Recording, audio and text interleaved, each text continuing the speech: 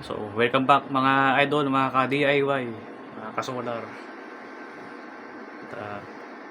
Upgrade na naman. So, from 580 watts, naka 820 watts ngayon. Dito sa 40 amps, 12 volt setup. Ayan, nasiraan na ng bait.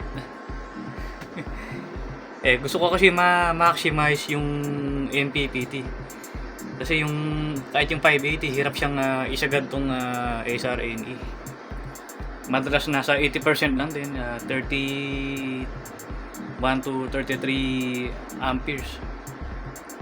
So ayun, kaya ginawa ko, nag-oversize pa ako. Kaya wag lang kayo lalagpas sa BOC. Kaya naman niya, yan, naka-series po yan. Dalawang 410 solar panel series. Tapos kailangan may fan, pinakamahalaga dyan. Overheat ang kalaban ng electronic. So check natin temperature. So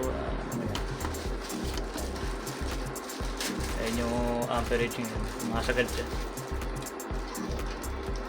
Mga bandang 10 pa lang mga sagad na yun.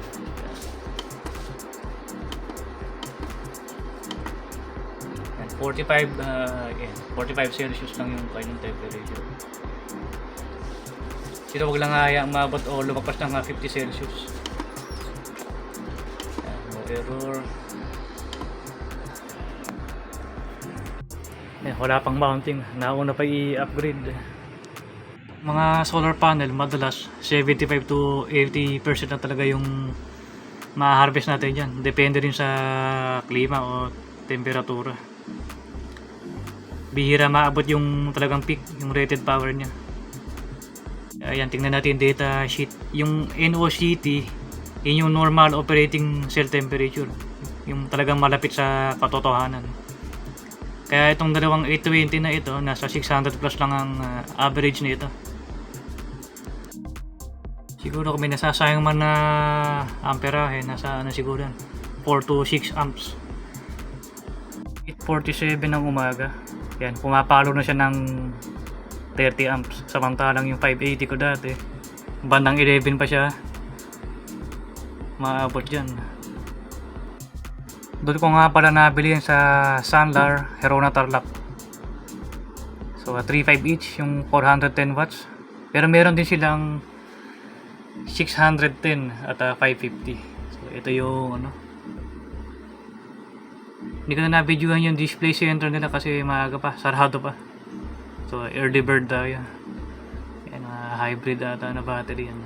Ayan yung ito 550 ata ito. Tapos yun nasa kaliwa, ayan 610. Napakalaki kumpara doon sa 410 na ito. So 1 PM. So ito siya ngayon. Yan, nakasagad pa rin. Check natin temperature, medyo bumaba pa ngayon bumaba yung punta.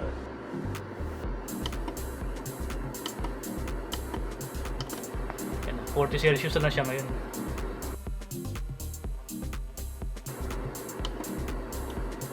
Medyo bumabay tayo ng battery, pero yan, sagad pa rin sa amperage. So okay nga ba mag-oversize? Masasabi ko, hindi ko siya recommend.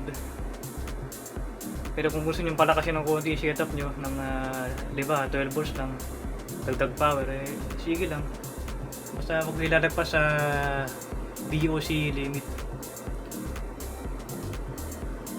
Kasi mahal din mag 24 volts kung wala pang budget sa ngayon.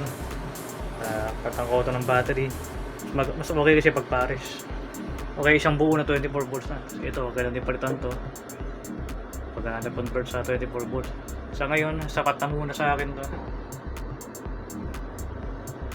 Dahil maliit lang na may load ko yan. Sa around 300 na ka. Ma-under pa yung computer niyan. Ang load nga pala na isang ref, mga electric fan. Puro DC fan, saka clip fan. So, ayan, isang computer. Di magtagal, palitan ko rin ito ng 60 amps para kahit papaano yung nasasayang na harvest magamit natin. Ngayon tiis-tiis na muna. So, salamat po sa panonood.